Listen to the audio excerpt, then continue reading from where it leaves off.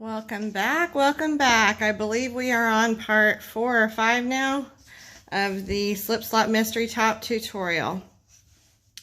Now that you have your cuff done on your deep end, we are going over to the other side. Here's our shoulder, and this is the sleeve side. Now I'm going to be totally upfront and honest with you. I do not have the math totally worked out, even for my sleeve, right as I speak. So I do have a little crib sheet for you. I will take a photo of this and post it to my Instagram, and I will link that in the description below this tutorial. Let's go ahead and fold it right here. Make it a little easier for you to read. So this is you here. My sleeve starts with, hold on, let me move this as we're kind of in the shadows. My sleeve starts with blank blocks. My cuff is started when I reach blank blocks. I need to decrease blank blocks. Each row is blank tall. Each block is blank wide. Okay, this will be posted on my Instagram, and the link will be in the description. So that you can, this is a crib sheet to help you teach yourself, along with this video, how to decrease your sleeve gradually. Because it's not going to be a perfect, oh, you're going to start here and you're going to decrease every other row and until you get to there, and then you're going to do this and that. No, because this is your project, custom made by you for you or for someone else. So I do not have a written pattern for this. I don't plan to write my patterns. If someone wants to volunteer to write my patterns and you have experience, I would welcome a discussion about that. So this is me. My cuff is started when I reach 12 blocks. My sleeve starts with 26 blocks. Each row is a 1/2 inch tall. Each block is 1 inch wide. See how I filled in my blocks? Based on what I did previously, and I'm using the same size hook, same size yarn, so I know what I need to do, because this is what I did on my other cuff, and then I decreased down to 36 stitches. So I'm going to do that again on this cuff that goes with the sleeve. So you'll want to measure, obviously, the height of each of your blocks. Depending on your yarn that you're using, I'm using a mandala 3-weight. It's a, I always mess this up, Lion Brand teacup yarn. So here's an example. I also know that from my math, I need to decrease 14 blocks evenly throughout the sleeve. Just try to get it somewhat even. You don't want to end up having to decrease a whole lot to get to your cuff sleeve. You don't want to have to decrease a whole lot at one time. Okay, we want to take it little by little. And the decreasing is very easy to do. We're going to be doing this sleeve in the round after we sew up the side seam. So for example number 1, decreasing 1 block every other row equals a 1 inch decrease. This is for me, a 1 inch decrease in circumference every inch lengthwise. So if you decrease every other row 1 block, that's 1 inch around the sleeve. It gets 1 inch smaller in circumference around the sleeve every inch of the sleeve length. Example number 2, decreasing 1 block every 3rd row will give me a 1 inch decrease in circumference every 1.5 inches lengthwise. So every 3rd row obviously is a slower decrease. It would be more gradual, but I need to look at how many rows I have to get to the length I want. So this is where you will want to, once again, try on your piece. Make sure you have your front of the neck in the front when you try it on.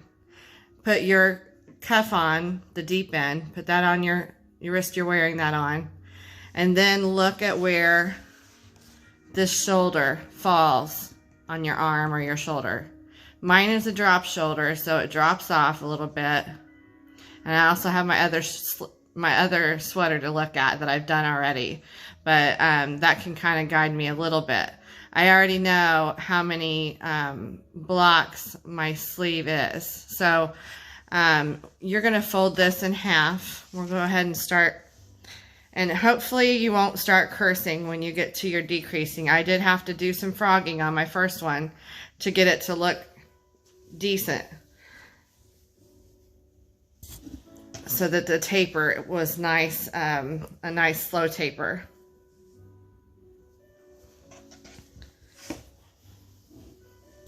Trying to get this where you can see as well as I can see. That's a trick there. Taking you for a ride again. Let me pause this. I don't want to make it. Okay, so we've got the right sides together. Your seam is out. Your shoulder seam is out. We're taking our shallow end and we're going to stitch it up just like we did the first one.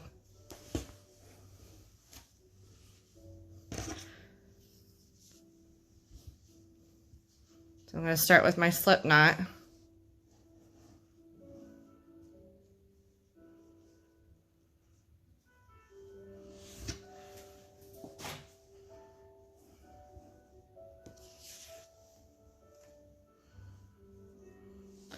You're going to hold your two corners together again. I don't know where all these hairs came from. I'm going to go into this single crochet right here in the front of the piece. And then this corner here, going into that chain from the turning chain. I'm going to slip stitch through those two. I've caught something extra, so I'm going to do over.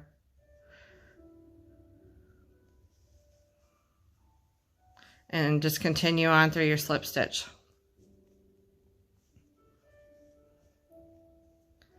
You can pull that first slip stitch tight if you like.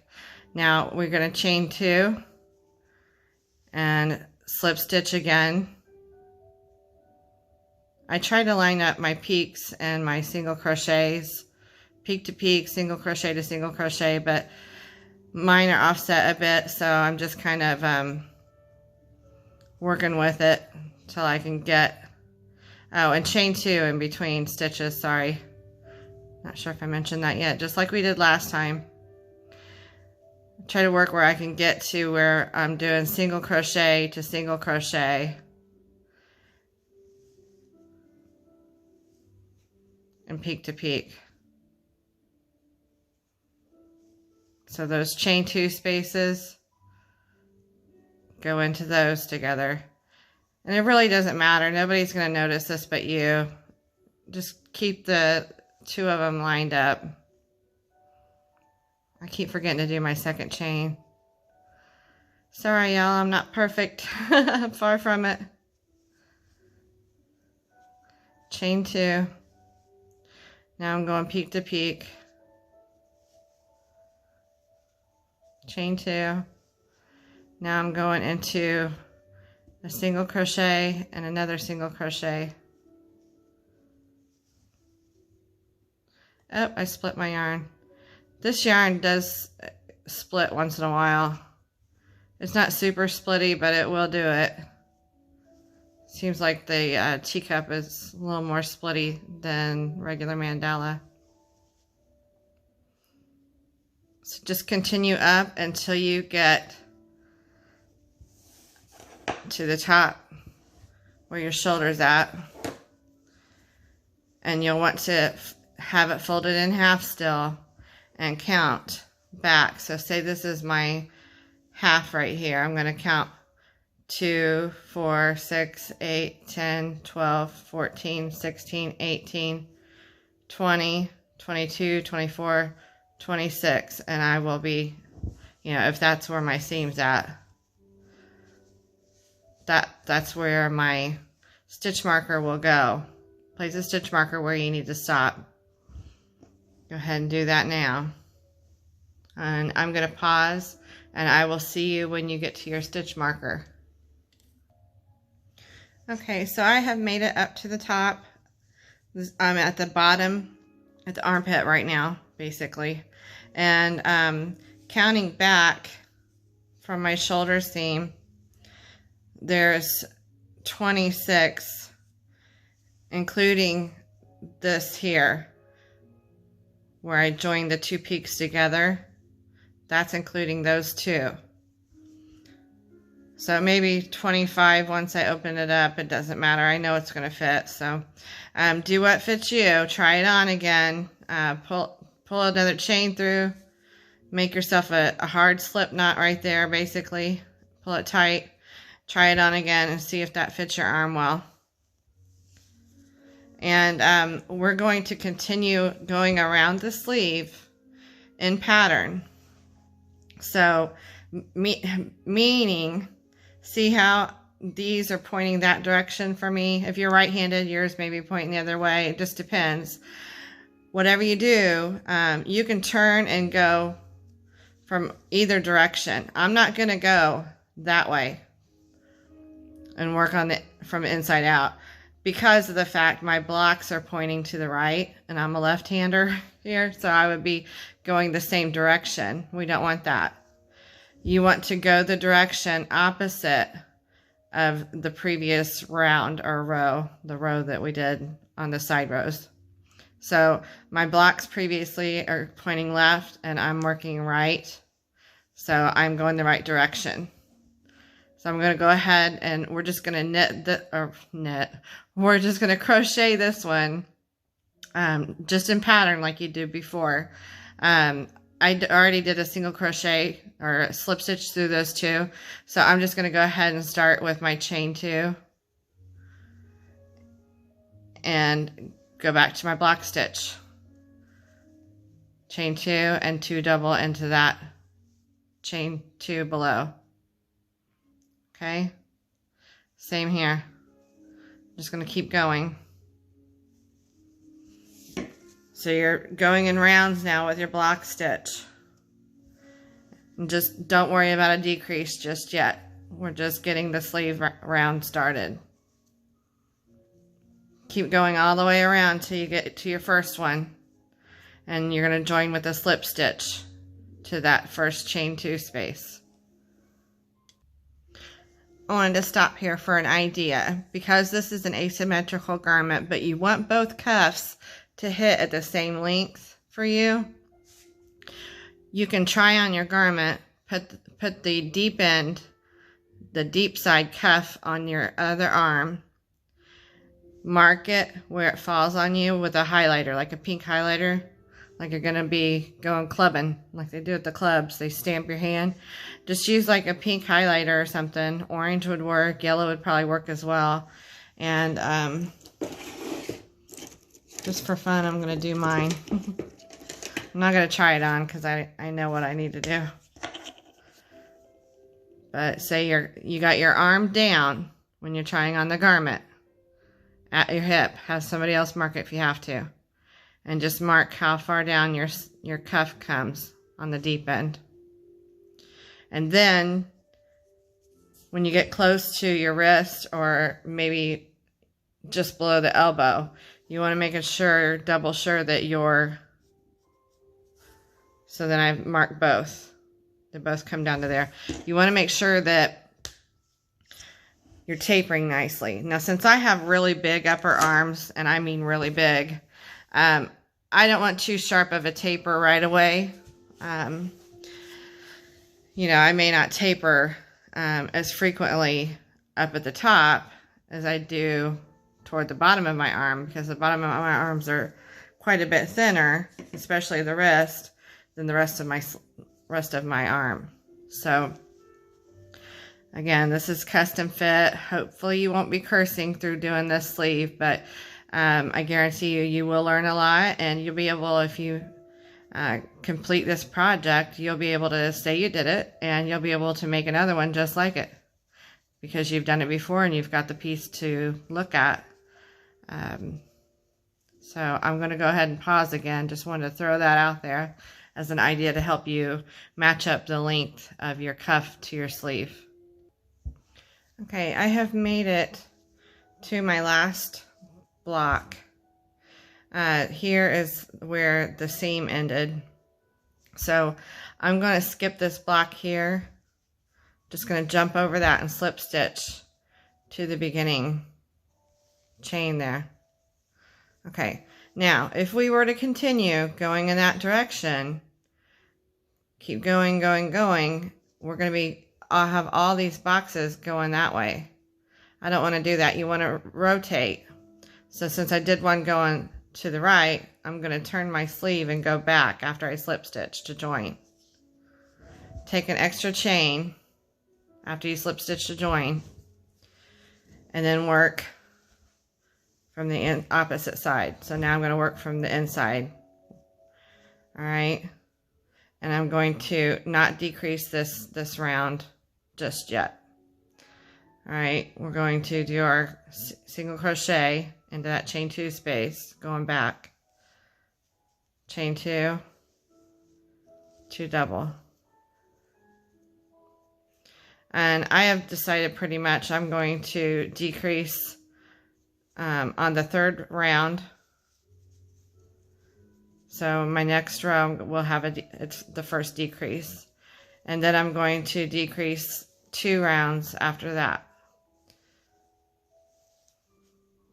And then the next time I'm going to do on the 3rd round, and then on the 2nd round from that. So I'm following a 3-2 pattern until I get to about the elbow. I'm going to try it on. I would like to get this a better, smoother taper than my last one was. And it seems, if my memory serves me right, I can't even count see where my decreases were. The decreases are so almost invisible on this project. But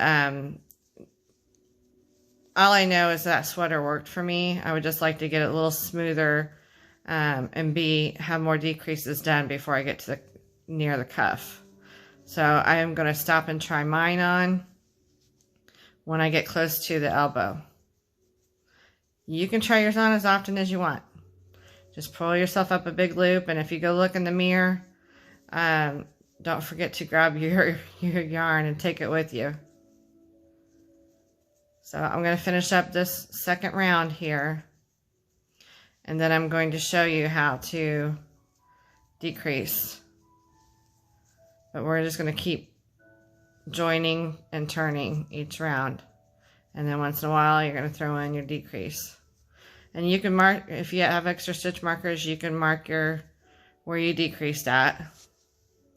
I usually don't, just because, especially as it gets smaller, you get around so quick that you can look back and see, oh, I just, all right, count. You can count your rows as you go because they get smaller and smaller. But I will, for the sake of the tutorial, go ahead and use a stitch marker where I did my last decrease. And I'm going to pause right here for a minute. I need to grab a bite to eat.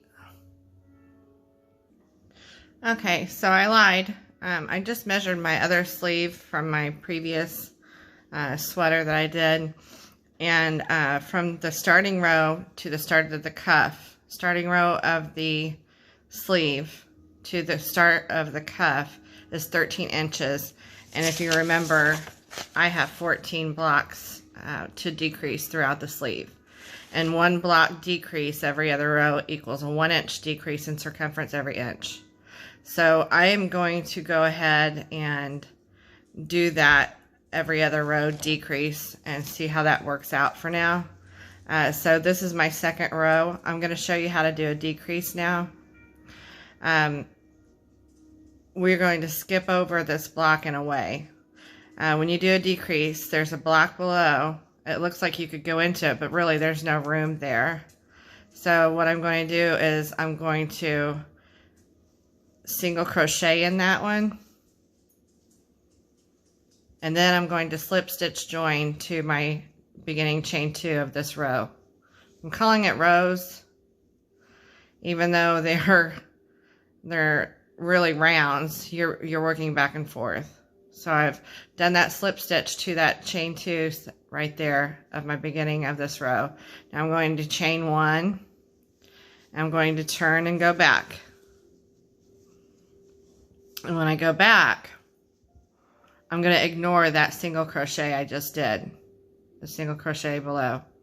And I'm going to go into this chain 2 space right here, do my single crochet, chain 2, 2 double into the same space. So that lost us 1 block. And I'm going to grab my stitch markers. I'm going to pause here again and grab my stitch markers and marked where just so you can see what you're doing and show you an example. Leave your stitch markers in so you can see your rows where you need to do another decrease. I'm really not a stitch marker type person. I don't really use stitch markers, but I bought some new ones just to have extras on hand for when I do tutorials. That way you can see what I'm doing. So there's our first decrease right there. So you'll be able to see this is the first row after the decrease. Okay, now I'm going to keep going around. I want you to do the same. And we'll go over how to join that round again. Pause here. Okay, so we have made it back to the beginning here. And I'm going to treat this as a regular stitch right here. That's where we joined before. So I'm going to treat it as a regular stitch. I'm going to go into that and do a full block. This is just a regular row. This is not a decrease row.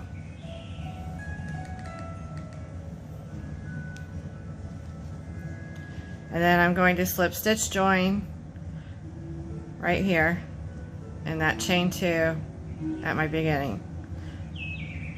Then I'm going to take a chain, do a chain, and turn and go back.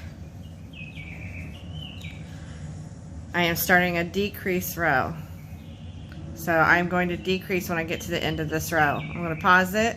You can pause here and meet me at the end of this round. Or row, whatever you want to call it. Okay, sorry, I just wanted to stop before I start this row. We just joined with the slip stitch and chained 1. You're not going to go into that stitch. I want you to be aware of that. You're going into the next open chain 2 space and doing your first block for this round. Now I will meet you at the end of this round. Okay, we've come to the end of our row. This is a decrease row. We see our previous decrease we did has a stitch marker. We're going to just single crochet into this one here, slip stitch to join, chain 1, and turn. So mark that. That should be your second decrease.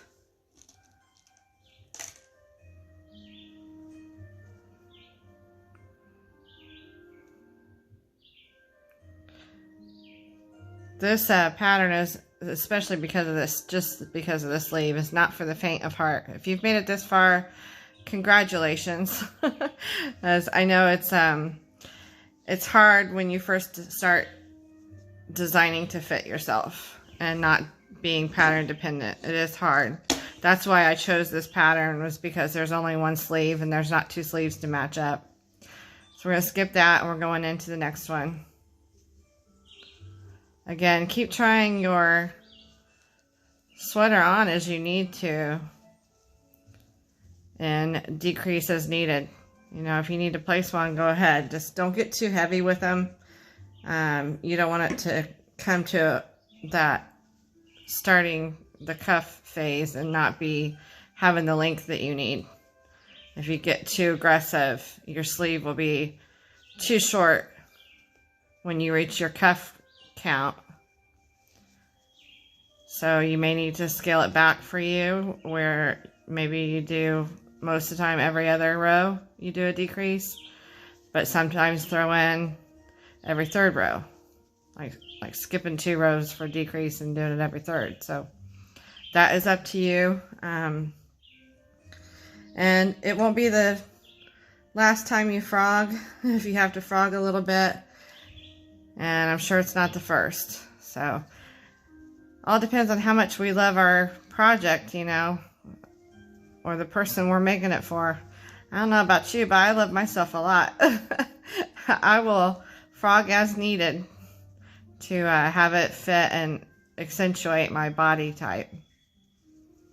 Bring out the good things that you like in yourself. I don't know if you've watched my other videos, but at times I can be pretty self-deprecating, but it's all in good fun. If you can't laugh at yourself, who can you laugh at? Alright, so you keep doing your decreases and your rounds, joining just like we have been. And the next section will be the cuff. I'm going to pause now and I will complete this video with the cuff.